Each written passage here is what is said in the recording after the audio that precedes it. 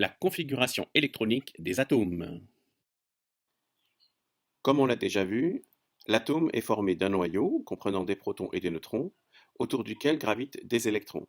Tout cela forme des atomes. Ce qui nous intéresse aujourd'hui, c'est de voir comment sont organisés les électrons autour du noyau. Je rappelle que pour noter un atome, on note le nom de l'élément. Ensuite, en haut à gauche, on place le nombre de masses qui correspond au nombre de nucléons, protons et neutrons. Et en bas à gauche, on place le numéro atomique, ce qui identifie un élément, qui correspond au nombre de protons, mais qui est également égal au nombre d'électrons.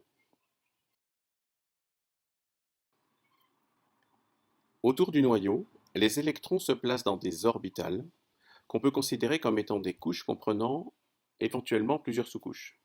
Donc ce qu'on appelle une orbitale, c'est une zone autour du noyau dans laquelle peuvent se placer des électrons. On note les couches 1, 2, 3 et ainsi de suite, mais en seconde, on ne voit que les trois premières couches. Et dans ces couches-là, il y a des sous-couches qu'on note S, P, D, F, mais seules les sous-couches, donc les orbitales S et les orbitales P, sont à connaître en seconde. Ce qu'il faut savoir, c'est que dans une orbitale S, on peut placer 2 électrons maximum, et dans une orbitale P, on peut placer au maximum 6 électrons. On représente donc ces orbitales par des cases dans lesquelles on peut placer à chaque fois un électron.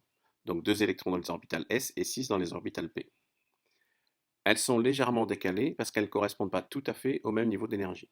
Si on rajoute les niveaux d'énergie, on constate que l'orbitale 1s est celle qui est placée le plus haut. Alors attention, l'axe est vers le bas, donc c'est celle qui a le niveau d'énergie le plus bas. Ensuite vient l'orbitale 2s, puis la 2p, la 3s et la 3p. C'est important de savoir ça parce que quand un atome contient plusieurs électrons, les électrons vont se placer d'abord dans les orbitales de plus basse énergie, donc celles qui sont le plus haut dans notre tableau, et ensuite va remplir dans les niveaux d'énergie plus élevés. Prenons un exemple, soit un élément ayant 3 électrons.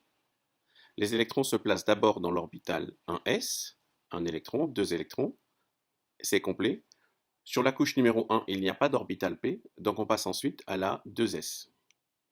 On pourra noter ensuite que la configuration électronique de l'atome, c'est 1s2, qui veut dire que sur l'orbitale de la couche 1, la sous-couche s, donc l'orbitale 1s, il y a 2 électrons, et sur l'orbitale 2s, il y a un électron.